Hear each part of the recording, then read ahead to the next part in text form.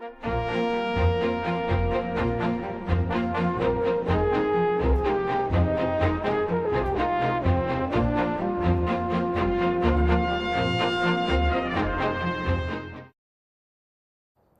your host, Karen Hudis, in this series on the network of global corporate control. Today's segment is live. This follows the last live episode about the U.S. military and the episode on Fukushima. Both of these episodes aimed at creating a sense of urgency for the global currency reset. In those episodes, I reminded people about Aubrey's statement that enough people know the reality. He actually said, "Revolutions do not need a majority, just passionate, unwavering 5%. That's us." Thanks to DCTV, to Carmen Stanley, studio producer and director, Cruce Starnes, audio and teleprompter, and this evening, Dolores Harris is our floor director. Next week's segment is about Washington, D.C., and will update you on a question about whether the United States Constitution of 1789 is in effect, which I asked Eleanor Norton in person and tweeted to her.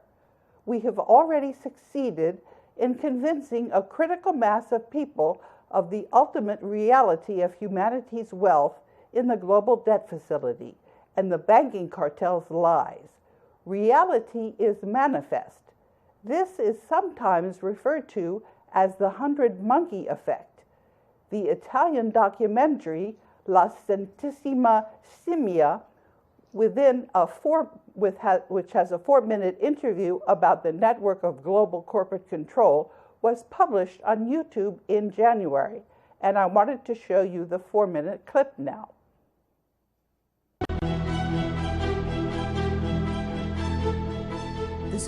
La situazione all'interno della Banca Mondiale oggi è quella di essere manovrata da un gruppo, una superentità, individuata dall'Istituto Federale di Tecnologia di Zurigo, in Svizzera. Si tratta della proprietà centralizzata delle corporation, che fanno capo a 43.000 multinazionali. Da un'indagine compiuta per capire chi sono i reali proprietari, è scaturito che vi sono strutture economiche con proprietà 10 volte superiore a quelle previste, grazie ad un meccanismo di proprietà congiunte e interlacciate. Questo significa che ci sono stessi gruppi e stessi consigli di amministrazione in compagnie diverse. Alcuni anni fa avevo scritto un articolo in cui immaginavo che gli stati scomparivano ed esistevano soltanto una ventina di aziende del mondo che avevano il proprio ordinamento giuridico, la propria polizia, cioè il comando del mondo passa dal popolo e dai suoi rappresentanti al governo delle aziende. E queste compagnie sono prevalentemente istituzioni finanziarie, Goldman Sachs, Bank of America, Deutsche Bank, e funzionano effettivamente come se fossero tutte una grande unica struttura che possiede il 40% degli asset e guadagna il 60% dei profitti di tutte le multinazionali del mondo. Questo gruppo sta abusando del proprio potere economico per dominare la Banca Mondiale. Queste entità finanziarie sono proprietarie della Banca Mondiale, della Fed e della Banca Internazionale per gli investimenti. In questo modo possono mantenere il controllo sulle economie degli stati. Tramite il cosiddetto gioco delle scatole cinesi, ossia il sistema di partecipazioni incrociate, si viene a creare un mercato in cui di fatto le banche intese come mezzo e non come fine riescono ad impossessarsi o comunque sia a consentire una gestione unificata dal punto di vista strettamente tecnico dei settori produttivi strategici delle varie nazioni, perché nel sistema di controlli incrociati chi si rende conto alla fine, risalendo lungo la catena di governo, effettivamente a chi fa capo cosa. They only think of their bottom line. Pensano solo ai guadagni, a come creare denaro dal denaro. e stanno preparando strumenti di sfruttamento sempre più nuovi. Questi strumenti sono assolutamente misteriosi. Nessuno, fino ad oggi, è riuscito a capire quali strumenti siano stati utilizzati, ad esempio, durante la crisi di Wall Street nel 2008. C'è una enormità di attori, una enormità di strumenti dei quali non siamo riusciti a sbarazzarci. Loro sono i responsabili della distruzione delle economie, di quelle reali, della distruzione del pianeta. Questa è la responsabilità dalla quale si sottraggono e che invece una democrazia vera dovrebbe attribuirgli. Per questo parlo di concetto di democrazia viva. Ci sono molti piani. Ci sono dei piani sopra il tavolo in bella vista ed altri sotto il tavolo. Quelli che sono sopra il tavolo li conosciamo. Li abbiamo visti in Grecia, a Cipro, dove i correntisti hanno perso i loro soldi. Li abbiamo visti con l'austerity, nella quale i cittadini, e non solo i cittadini, ma anche i loro... Monkey effect. When you reach critical mass, this manifests in reality. The 100th monkey phenomenon refers to a sudden, spontaneous, and mysterious leap of consciousness achieved when an allegedly critical mass point is reached. The idea of the 100th monkey phenomenon comes from Dr. Lyle Watson in his book Life Tide, and this work was done at the London Zoo with Desmond the Naked Ape Morris, and he was writing about several studies done in the 1960s by Japanese primatologists of the Japanese macaque. Watson alleged that the scientists were reluctant to publish the whole story for fear of ridicule. He wrote that he had to gather the rest of the story from personal anecdotes and bits of folklore among primate researchers because most of them are still not quite sure what happened. So, wrote Watson, quote, I'm forced to improvise the details, but as near as I can tell, this is what seems to have happened. In the autumn of that year, an unspecified number of monkeys on Koshima were washing sweet potatoes in the sea. Let's say, for argument's sake, that the number was 99, and that 11 o'clock on a Tuesday morning, one further convert was added to the fold in the usual way.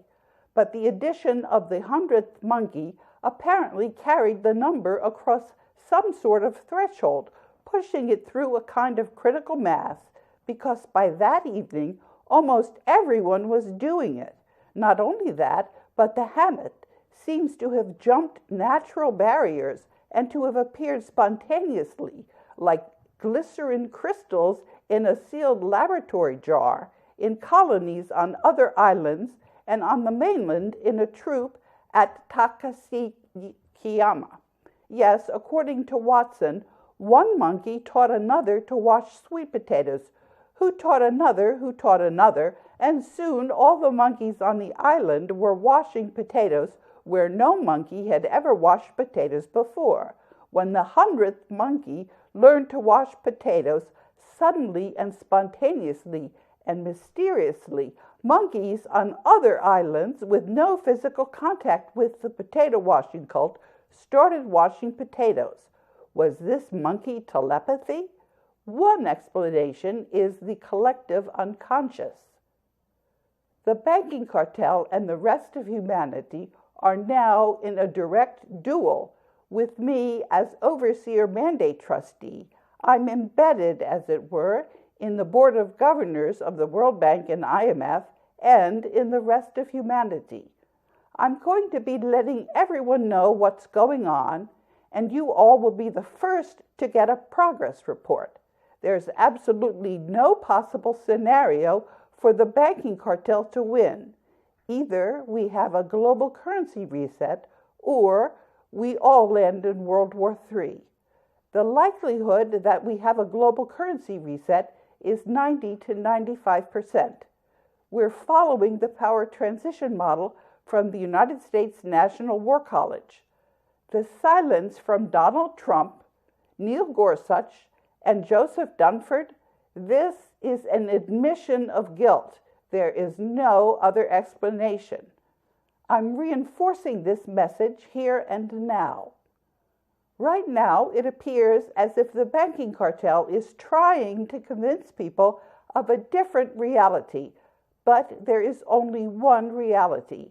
Either we succeed in having a global currency reset and exchange the banking cartel's worthless paper for local currencies issued by villages and towns, and for national currencies out of the world's monetary gold reserves in the global debt facility, or we all perish. Why do I say this?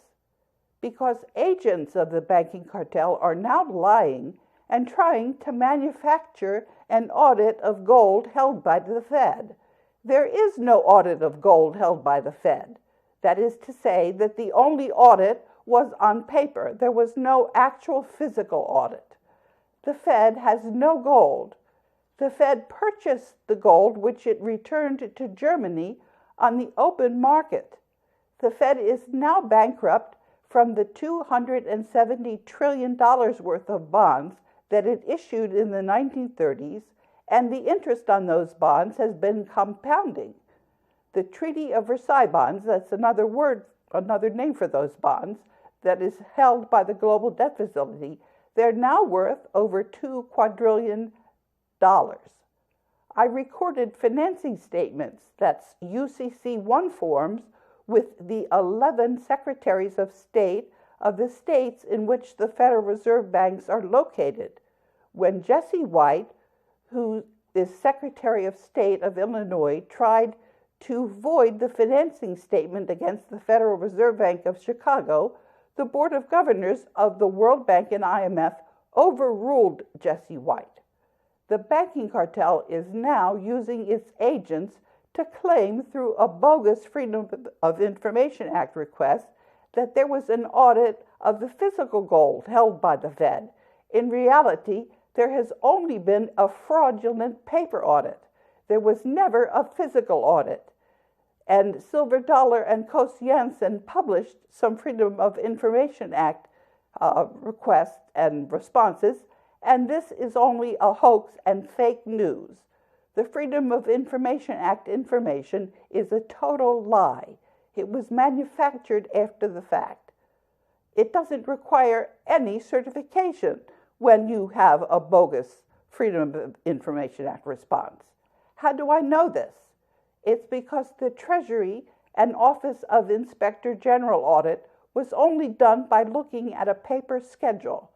The qualified language of the Office of Inspector General saying that they simply did a paper audit, and the language to this effect in the schedule, this was removed from the internet. I referred to this language here in an email. Quote, Germany did not take the U.S. Treasury's word that Germany's international monetary gold reserves were safe with them. The opinion of the Office of the Treasury Inspector General audit of the Department of the Treasury's schedule of United States gold reserves held by Federal Reserve banks as of September 30th, 2012. Look at the qualification of the audit on page 2 to see what a big lie it is. It was an embarrassment. That's because all of the world's monetary gold reserves are in the global debt facility. The same lawyer in the U.S. Treasury Department who stonewalled me, Russell Monk, and see page 14 of a link that I have in the teleprompter, he tried to reassure countries about the ITC. Then I located the report showing that there was only a paper audit of the gold held by the Fed by using a Wayback Machine on the internet, and you can see that in the link. In earlier segments, we have been talking about advanced military technology, which uses electromagnetic frequencies and scalar waves with extremely low frequencies. I have showed a video where Poland's Minister of Defense answered a Polish citizen about this technology in an earlier segment on DCTV. This military technology was used during the Iraq War and is now being directed indiscriminately on civilian populations all over the world. It's essential for you to organize yourself into a small discussion group and meet regularly to discuss what you think reality is. There's only one article about me in the mainstream media, and that is in Spanish. Do yourself a favor and turn off the mainstream media, and also realize that the vast majority of what you learn from the alternative media is also bought and paid for by the banking cartel. Your small group will need to figure out what is real and what is fake news. You'll need to help each other figure out how the banking cartel is trying to influence you by their military technology. Most of us are getting to be good sorting out what's really going on. Once you know that mind control technology exists and it's being used very widely, you too can become proficient in seeing through the matrix. More and more information about our wealth in the global debt facility and the global currency reset has been spreading. I'm enjoying all this publicity. There's quite a bit of disinformation, and that is what you would expect. People who have not been following me for very long and haven't seen my consistent record over time are more vulnerable to the banking cartel's divide and conquer tactics. The banking cartel is trying to distract us from the task at hand, which is to cut off funding to the banking cartel from paper currencies. None of the banking cartel's attacks raises anything new. The attacks simply discredit the banking cartel. Please be sure to email me or raise your questions on YouTube. I especially appreciate when others answer the questions before I have a chance to see them. The global currency reset belongs to all of humanity. That is why we have 90 to 95% likelihood of succeeding, according to the Department of Defense Power Transition Model that came to the World Bank from the National War College in 2004. This model is why we know that the United States military is supporting the global currency reset and how we can distinguish traitors from loyal troops in the U.S. military. The banking cartel's lies are there for everyone to see. This is how I discovered that a link about the United States military and the way the banking cartel invalidated the United States Constitution of 1789 was broken for a second time. Double broken links are ways to break the back of the banking cartel. Here is what the U.S. military has to say about treason, and this is from an email I received on October 4th, 2015.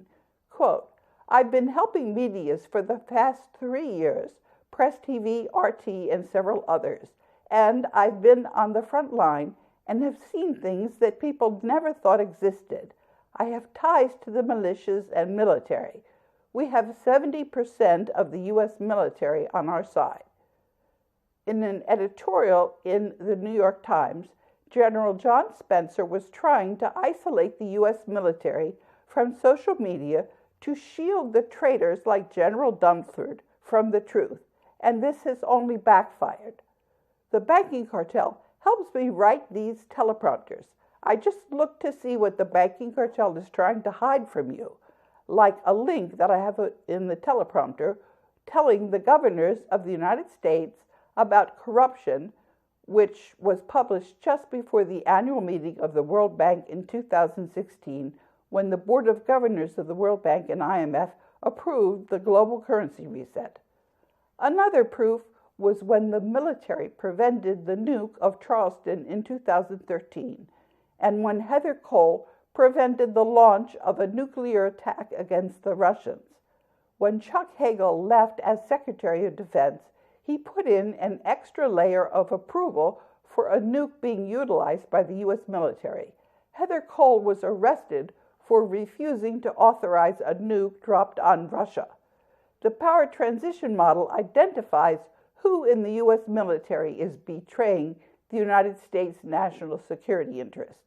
That is why Chuck Hagel was commencing a court-martial process against Martin Dempsey and John Reimer before Hagel was forced to step down.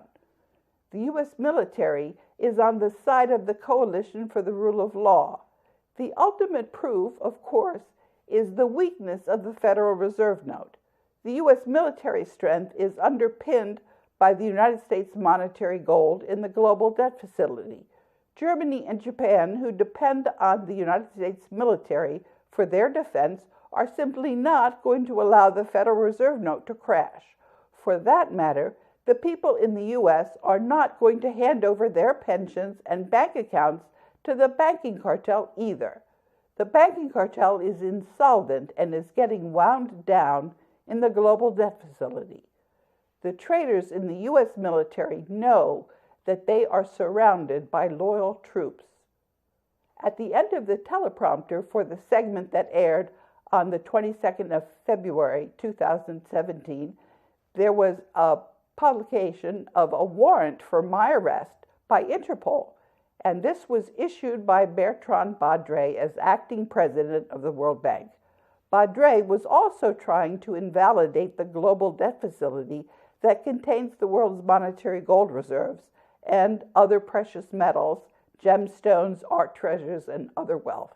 Instead, I avoided what Bertrand Badre was trying to do, and the Board of Governors of the World Bank and IMF fired Badre. I speak for the Board of Governors of the World Bank and IMF on matters involving the global debt facility. I also represent the United States on the Board of Governors until the U.S. Constitution of 1789 goes back into effect, and I also speak on behalf of the beneficiaries of the global debt facility. This is necessary in order to get the global currency reset underway. Humanity and the banking cartel are now engaged in a head-to-head battle. For those people who ask me how long it's going to take before the global currency reset, I say, watch to see the outcome of this battle. It's 95% likely, according to the National War College's power transition model, that we're going to have the global currency reset. The Federal Reserve note is going to be exchanged for local currencies as well as U.S. Treasury dollars.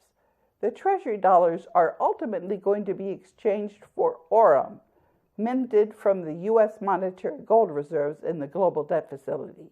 This last step will take place once the banking cartel is wound down in the global debt facility. In the meantime, another agent of the banking cartel tried last week to have me arrested by Interpol.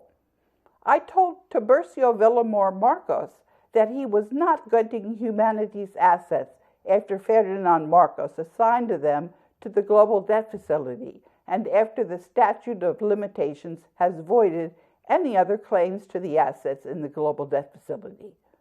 A person in the Philippines asked Tiburcio Villamor Marcos why he had contacted me in the first place if I were not the Overseer Mandate Trustee.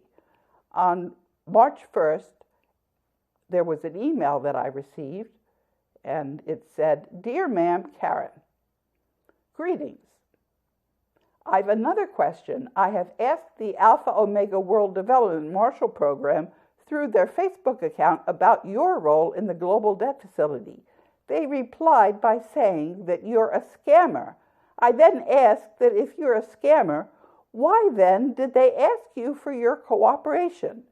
I'm curious that people who claim to own the world's wealth are coordinating with their alleged scammer. Then I'm surprised they deleted my comments. I can't post to their Facebook anymore. This is really suspicious. They didn't give me any clear explanations. They probably don't want to waste any more time on a commoner. Ma'am, please enlighten us. Are the documents in their possession authentic? Thank you very much, and may God bless you. Respectfully yours, Freddie." Now, no, those documents are not genuine. This goes to show you that the global currency reset is happening now that we're working together. This week, I reminded people how Timothy Geithner was fired 5 years ago after I reported that he had lied to Congress about whistleblower protections at the World Bank. I welcome your feedback, either via the comment section when I post the segments, and I'll post this segment later tonight on my YouTube channel, or You can contact me directly via my contact page, and the link is on the teleprompter, which you can get from the YouTube, which I'm going to be posting. I'm criticized that nothing ever materializes, and in a desperate last-ditch effort, the banking cartel tried to convince people that we are not on track for the global currency reset. This is false. The dominoes are continuing to fall. There have been many milestones along the way. We're talking about a major collaboration. There's a critical mass of humanity who understands our joint efforts to rid ourselves from the massive corruption in the international financial system. The whole process began at the end of World War II when Jose Rizal and Ferdinand Marcos placed humanity's wealth in a trust and established the World Bank and IMF as a global cooperative to deploy humanity's assets after 50 years had passed and all competing claims for these assets had become invalid under the Roman concept of statute of limitations. Ibrahim Shihada passed the torch to me. I started working with two other members of the World Bank's legal department, Sabine Schlemmer-Schulze, who's a German lawyer, and we wrote an article together, which you can read if you follow the teleprompter link. And I also started working with Dana Manley, who was another American lawyer in the World Bank legal department. Nana helped me start my Sarbanes-Oxley lawsuit against the World Bank, and I also sued KPMG, the World Bank's auditors, and as well I sued a firm that the World Bank hired to evaluate my whistleblower retaliation case, and I also sued the World Bank's medical insurers. The Board of Governors settled the lawsuit in 2012. That's why I continue to use World Bank letterhead. I've been collaborating with many others along the way, and now I'm collaborating with the Board of Governors of the World Bank and IMF, and also with the rest of humanity. So this statement that nothing ever materializes loses sight of the years of effort it's taken before we got to our current position. The Coalition for the Rule of Law is in direct conflict with the banking cartel over the world's assets in the global debt facility. All of humanity is going to take sides before we're through.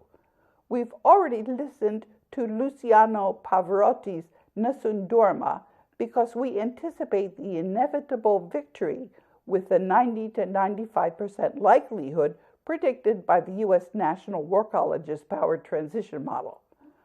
I appreciate tweets like when Follow the Bucks tweeted the Jesuit oath in reply to my tweet about Napoleon Bonaparte's words describing the Jesuits. And the oath is, I furthermore promise and declare that I will, when opportunity presents, make and wage relentless war, secretly or openly, against all heretics, Protestants, and liberals, as I'm directed to do, to extirpate and exterminate them from the face of the whole earth, and that I will spare neither age, sex, or condition, and that I will hang, waste, boil, flay, strangle, and bury alive these infamous heretics, rip up the stomachs and wombs of their women, and crush their infants' heads against the walls in order to annihilate forever their execrable race. That when the same cannot be done openly, and I'm going to have to go to the outro because we're running out of time, I encourage you to read the rest of the teleprompter, including what Napoleon Bonaparte said about the Jesuits.